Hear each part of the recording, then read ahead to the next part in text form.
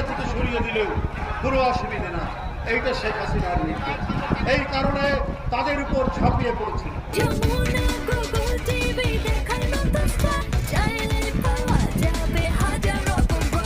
তাদের উপর ঝাঁপিয়ে পড়েছিল।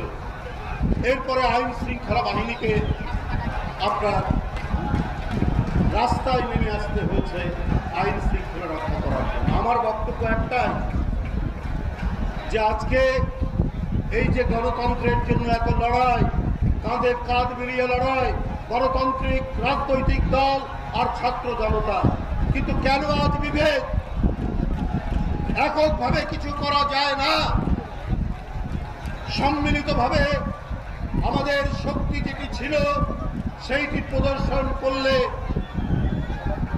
সেটি থাকলে কোনো পতিত স্বৈরাচার সাহস পেত না কিছু করার জন্য। আপনারা